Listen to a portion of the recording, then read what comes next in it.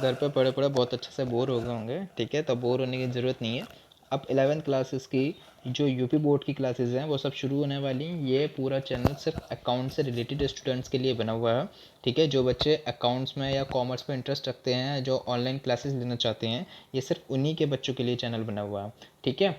अब बात करते हैं, जैसे जैसे बैक टू बैक क्लासेस हमारे 10th और 12th की शुरू हो चुकी थी, वैसे ही कुछ बच्चों की डिमांड थी कि 11th की क्लासेस भी शुरू करी जाए। तो पहले 11th की क्लासेस शुरू करने से पहले जो आपके चैप्टर्स हैं वो मैं आपको बता दूं, जो आपके सब्जेक्ट हैं वो आपको समझा दूं कि आपके पास क्या क्या है अगर आप अकाउंट्स ग्रुप लेना चाहते हैं, ठीक है। तो फर्स्ट पॉइंट की बात करूं अकाउंट्स की, तो अकाउंट्स में फर्स्ट पॉइंट है हमारा, ये पूरा पोर्शन जो है, ये हमारा पूरा पोर्शन सिर्फ न्यूमेरिकल का है, ठीक है। इसमें से बस न्यूमेरिकल बनते हैं, कुछ थ्योरी बनती है, कुछ न्यूमेरिकल, ठीक है। 60% बेस जो होता है वो न्यूमेरिकल पे डिपेंडेंट होता है, ठीक। सेकंड पॉइंट बात करें बिजनेस ऑर्गेनाइजेशन, तो ये अब हम सबसे पहले इसे स्टार्ट करेंगे। थ्योरेटिकल चैप्टर है, बहुत इंटरेस्टिंग चैप्टर है, बहुत इंटरेस्टिंग सब्जेक्ट है अपने आप में, ठीक है। कैसे बिजनेस की ग्रोथ को बढ़ाते हैं, कैसे पैसा कमाते हैं, कैसे नहीं कमाते, क्या करना चाहिए, क्या क्या एबिलिटी होनी चाहिए, वो सब किस में होती है हमारी बिजनेस ऑर्गेनाइजेशन में।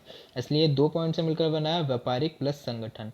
देखो सिंपल सी पॉइंट, अकेला इंसान कभी भी सक्सेस नहीं ले सकता अगर वो बिजनेस खुद को ही शुरू करे। अकेला काम कौन शुरू करता है? जो एक छोटा सा दुकानदार होता है वो अकेला काम शुरू करता है, अब वो इतना बड़ा नहीं बन पाता, ठीक है। इसलिए बिजनेस ऑर्गेनाइजेशन लिया जाता है, मतलब व्यापार करेंगे किसमें? संगठन में होकर, ऑर्गेनाइज में होकर, आपस में मिलजुल कर, ठीक है। इसलिए इसका नाम दिया गया व्यापारिक संगठन, कि कोई भी बिजनेस करेंगे तो सब आपस में मिलजुल कर काम करेंगे और ऐसा काम करेंगे कि जो मैं करूँगा वही आप करोगे और एक ही रूल को फॉलो करके उस काम को ख़त्म करेंगे, ठीक है। वो होता है हमारा बिजनेस ऑर्गेनाइजेशन। थर्ड पार्ट, कोई एक नया चैप्टर आ गया है बैंकिंग, नया सब्जेक्ट है अपने आप में बैंकिंग। जितनी भी बैंकिंग से रिलेटेड सारी चीज़ें होती है, नोट कौन छापता है, पूरी A to Z कि सारी करेंसी से सिस्टम की कब से स्टार्ट हुआ, कब से कब तक चलेगा, कौन कौन सा करेंसी सिस्टम यूज़ होता है अभी तक, वो सब हम किस में पढ़ेंगे? बैंकिंग में, ठीक। हिंदी और इंग्लिश आपको बताइए, हिंदी में क्या होता है और इंग्लिश में क्या होता है, भाई बचपन से पढ़ते हुए आ रहे हैं और वही चीज़ें हैं, थोड़ा सा बस बेस बढ़ जाता और कुछ नहीं होता, ठीक है। तो हमारे लिए जो 3 नए सब्जेक्ट हैं वो हमारे लिए अकाउंट्स हैं, बिजनेस ऑर्गेनाइजेशन और बैंकिंग की, ठीक है। तो 3 हमारे पास नए सब्जेक्ट हैं अपने आप में, ठीक है। तो आज मैं स्टार्ट करूंगा सबसे पहले व्यापारिक संगठन बिजनेस ऑर्गेनाइजेशन की बात करूंगा कि बिजनेस ऑर्गेनाइजेशन क्या होता है और उसके 11th के जो बच्चे हैं उनका फर्स्ट चैप्टर का नाम क्या है, और उन्हें थोड़ा सा डिक्लेयर करूंगा, क्लियर करूंगा इस चीज़ को, और धीरे धीरे अपने चैप्टर को आगे बढ़ाएंगे, ठीक है। तो बात करते हैं फर्स्ट चैप्टर की। हाँ, तो बात चल रही थी हमारे फर्स्ट चैप्टर की।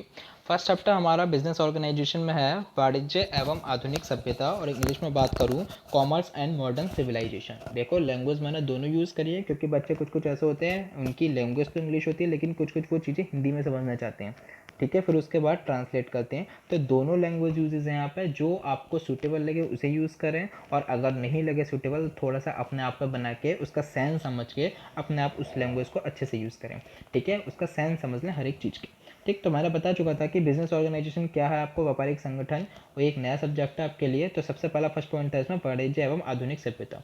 देखो वाणिज्य को बात करें तो इंग्लिश में बोलते हैं कॉमर्स, और सभ्यता को बात करें तो बोलते हैं सिविलाइजेशन। आधुनिक क्या? मॉडर्न। इस समय हर एक ज़माना मॉडर्न है।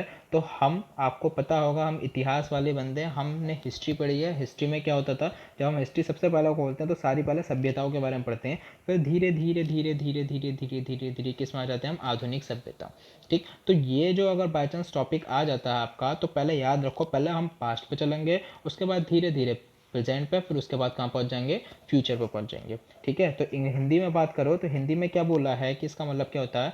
सभ्यता एवं वाणिज्य, मतलब क्या सिविलाइजेशन एंड कॉमर्स सहयोगी होते हैं, आपस में क्या होते हैं? एक कोऑपरेटिव होते हैं, अर्थात सभ्यता के विकास के साथ साथ ही वाणिज्य का भी विकास होता है। देखो भाई, जब हमारे पास सिविलाइजेशन होगी, हमारे पास सभ्यता होगी, तभी तो हम आगे बढ़ेंगे, ठीक है। तभी तो हमारा क्या होगा? कॉमर्स हमारी आगे बढ़ेगी। अब जब हम डेवलप ही नहीं है तो हम अपने बच्चों को कैसे डेवलप कर सकते हैं? नहीं कर सकते, ठीक है। जब कोई किसी के पेरेंट्स डेवलप्ड होते हैं, वेल डेवलप्ड होते हैं, वेल एजुकेटेड होते हैं, वही तो अपने बच्चों को वेल एजुकेटेड बनाते हैं, ठीक है। ऐसा नहीं है कि जो वेल एजुकेटेड नहीं होते वो नहीं बनाते, बनाते हैं, लेकिन उनकी और उनकी सोच में फ़र्क होता है, ठीक है। तो मतलब क्या है, जब मेरी सभ्यता होगी तभी मेरा क्या होगा? वाणिज्य का भी विकास होगा। इसी कारण आधुनिक युग वाणिज्य युग कहलाता है। मतलब क्या, इसीलिए क्या होता है, जो हमारे इस समय का मॉडर्न सिविलाइजेशन है वो कौन सा है? कॉमर्स का एरा, कॉमर्स युग है, ठीक है। वर्तमान युग में वाणिज्यिक विकास को आधुनिक सभ्यता माना जाता है। मतलब क्या, जो इस समय का मॉडर्न सिविलाइजेशन है वो वाणिज्यिक विकास को आधुनिक सभ्यता माना जाता है। देखो वाणिज्य होता क्या, कुछ कुछ बच्चे नए सब्जेक्ट वाले हैं तो वाणिज्य मैं बता दूं। देखो आपने देखा होगा कितनी से कितनी बड़ी कंपनी आ जाए, कितनी से कितनी ही बड़ी फर्म आ जाए, कितनी से कितनी ही बड़ी पार्टनरशिप आ जाए बीच में, ठीक है, चाहे उसमें सारा काम टेक्नोलॉजी का हो, साइंस से रिलेटेड बंदे का हो, सब कुछ हो, लेकिन जब तक उसमें एक कॉमर्स का पर्सन ना बैठा हुआ हो तब तक वो कोई भी कंपनी नहीं चल सकती अपने आप में। क्यों नहीं चल सकती? अब देखो भाई, सीधी सी बात कि कॉमर्स वालों का क्या काम होता है, जितना भी लेखा जोखा, जितने भी हिसाब किताब होता है आपस में, कैश का, बुक्स का, कितने भी एक्सपेंसेस का, वो सब कॉमर्स के अकॉर्डिंग होता है, ठीक है। और साइंस में हम इन चीज़ों को नहीं पढ़ पाते। अब आप कहोगे सर छोटा मोटा बंदा भी आराम से कर लेता। अब देखो दुकानदार वाला आराम से पूरी तरीके से टैली नहीं जानता, नहीं बिजी जानता, तो उसकी सोच में और हमारी सोच में फ़र्क होना चाहिए, इसलिए हम कॉमर्स पढ़ते हैं। इसलिए हम क्या पढ़ रहे हैं आज, हम बिजनेस ऑर्गेनाइजेशन पढ़ रहे हैं कि हम कैसे कैसे वेल एजुकेटेड हैं, कैसे कैसे कौन सी सिविलाइजेशन यूज़ करें जिससे मेरी बिजनेस की ग्रोथ और भी बढ़े, ठीक है। तो बात चल रही थी कि वाणिज्यिक विकास को क्यों कहा जाता है, क्योंकि आज हर एक जगह वाणिज्य वाला इंसान चाहिए ही चाहिए, चाहे वो कोई सा भी स्टेट हो, चाहे वो कोई सा भी लेवल हो, चाहे वो बैंक से रिलेटेड हो, चाहे वो किसी आईटीआई कंपनी से रिलेटेड हो, चाहे वो किसी साइंस की फर्म से हो, चाहे वो साइंटिस्ट की खुद की कंपनी से हो, ठीक है। वो सब में क्या चाहिए होता है, वाणिज्यिक चाहिए होता है, क्योंकि सारा हिसाब किताब कौन रखता है, एक वाणिज्य का ही इंसान रखता है, ठीक है। तो आगे बात करें व्यवसाय के विभिन्न अंग, इसमें व्यवसाय में कौन कौन से आते हैं। एक तो आता है व्यापार, व्यापार को इंग्लिश में बात करें ट्रेड। कॉमर्स, एडवर्टाइजमेंट, विज्ञापन, विज्ञापन क्या होता है, जो आपस में नोट में, उसमें अखबारों में छाप के छोड़ देते हैं, छाप देते हैं, या फिर टीवी पे एडवर्टाइजमेंट निकाल देते हैं किसी चीज़ का। उद्योग, इंडस्ट्री या प्रत्यक्ष सेवाएं, ठीक है। ये सब क्या होती है, हमारी आधुनिक सभ्यता होती है।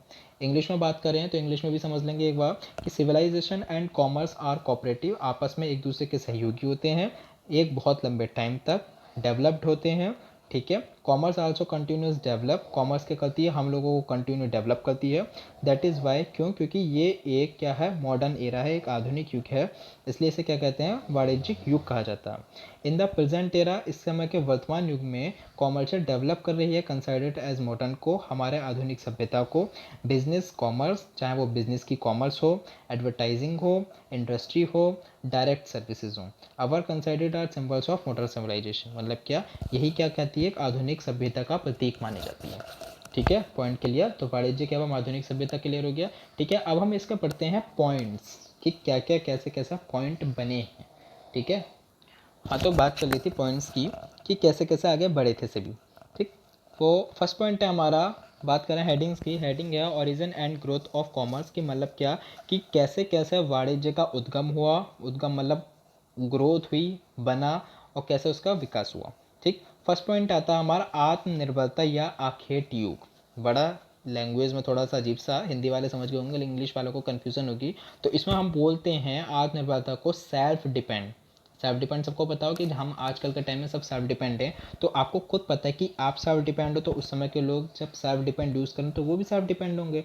तो सिंपल पॉइंट कि ये कौन सा वाला एरा था, कौन सा युग था, इस युग के लोग अपने आप में ही खुद में खुद पसंद रहते थे, खुद का खुद जीवन व्यतीत करते थे, एक दूसरे पर निर्भर नहीं रहते थे। कोई जानवर मिल गया वो सब मार के काट के खा गए, उसके ही कपड़े बना के पहन लिए, आपस में इधर उधर चले गए, किसी से कोई मतलब नहीं, सिर्फ सेल्फ डिपेंड रहते थे ये लोग इस समय के, ठीक है। सेल्फ डिपेंड से हमेशा याद रहेगा। सेकंड पॉइंट आ जाए तो पेस्टोरल एज, इंग्लिश हिंदी में बात करें तो पशुपालन। अब देखो पशु तो पता है, पशु क्या, अब पालन आ गया, मतलब क्या, पशु को पालने का युग आ गया। उस समय क्या था, थोड़े से लोग वेल एजुकेटेड हो गए, थोड़े से पढ़ने लगे आगे, उन्हें पता चलने लगा कि ये जानवर इस काम आते हैं, कुत्ता घर की रखवाली के काम आता है, गधे घास को चराए, गधे खच्चर को खींचने के काम आएगा, ठीक है। किसी की भेड़ भेड़ मिल गई तो उसके निकाल के कपड़े बना लिए, ऊन बुन ली उसकी, तो वो क्या होता था, पशुपालन युग, पेस्टोरल एज, ठीक। तो आपको नाम से पता चल जाएगा पेस्ट ऑल एज, या फिर हिंदी में बात करें पशु प्लस पालन। थर्ड पॉइंट आता है कृषि युग। कृषि युग मतलब क्या, एग्रीकल्चर एज। एग्रीकल्चर आपको पता है कृषि क्या होती है, जब थोड़े से लोग और वेल एजुकेटेड हो गए तो वो जानवरों को मारने की जगह उन्हें अपने यूज़ में लेने लगे, उनसे क्या करना, रखवाली करने लगे, और धीरे धीरे खेती करना प्रारंभ कर दी। मतलब क्या, आपस में खेती करना शुरू कर दी उन्होंने, और उसके बाद क्या करे, बीज उगाने लगे, पैसा कमाने लगे। ठीक, तो उसे बोलते थे हम कृषि युग, एग्रीकल्चर एज। 4 पॉइंट की बात करें, हस्तकला युग। हस्तकला क्या होता था, धीरे धीरे लोग बागों में और वृद्धि हुई, पैसे कमाने की सोची, कैसे कैसे कमाया जाता है। तो उन्होंने क्या करा, अपने हाथों के द्वारा बहुत सी सारी चीज़ें बनाने शुरू कर दी, मिट्टी के बर्तन, दिए वगैरह ये सब शुरू कर दिए, और तभी से सारा काम शुरू हो गया। ठीक, फिर थोड़ा सा और आगे बढ़ गए भाई। अब पॉइंट धीरे धीरे पॉइंट चला, पहले सेल्फ डिपेंड हुए, अब पशुओं पे आ गए, अब कृषि पे आ गए, अब हस्तकला पे आ गए, मतलब कि हैंडीक्राफ्ट पे आ गए, अब आ गए हम कॉटेज पे। अब उन्हें भाई रहने के लिए जगह भी सोचनी पड़ गई। क्यों? क्योंकि उनके पास अब जानवर भी हो गए, खेती भी हो गई, ठीक है, और सामान भी हो गया जिससे हम सामान बनाते हैं मिट्टी विट्टी के। तो अब उन्हें क्या चाहिए, गृह चाहिए, मतलब क्या, घर चाहिए। तो बना दिया उन्होंने घर, कॉटेज इंडस्ट्री। इस लोग में, इस युग में लोग बाग अपने आप में संबंध बनाने लगे, ठीक है, रिश्तेदारी निभाने लगे, आपस में मिलजुल कर रहने लगे, घरों का निर्माण करा, कच्चे घरों का निर्माण करा, ठीक है। उसके बाद आ जाता है औद्योगिक। औद्योगिक क्या, इंडस्ट्रियल स्टेज। इंडस्ट्रियल आपको पता है कि इस समय का पॉइंट कौन सा इंडस्ट्रियल है, हम जिसमें जी रहे हैं, हम जिसमें रह रहे हैं अभी तक, वो सब क्या है, औद्योगिक, जिसमें हम अपनी सारी ज़रूरतमंद चीज़ों को देख सकते हैं, उसे महसूस कर सकते हैं, उसे पूरा भी कर सकते हैं। और आजकल के युग में जितनी भी इन्वेंट्री हुई है, जितनी भी खोज हुई है, वो सब किस में आएंगी, औद्योगिक युग में। ठीक है, तो आपके अभी इस चैप्टर को मैंने थोड़ा सा ब्रेक दे दिया है, इसमें सिर्फ अभी 2 क्वेश्चन बने हैं। ठीक है, फर्स्ट क्वेश्चन आपको पता है कि उनका विकास कैसे हुआ था और उसकी ओरिजिन, उसका उद्गम कैसे हुआ। ठीक है, 2 पॉइंट हैं, दोनों के दोनों चैप्टर्स, दोनों के दोनों क्वेश्चन को अच्छे से समझना, पढ़ना एक बार। नहीं समझ में आया तो मुझे कमेंट बॉक्स में मैसेज करना, मैं दोबारा समझाऊंगा। Okay, thank you.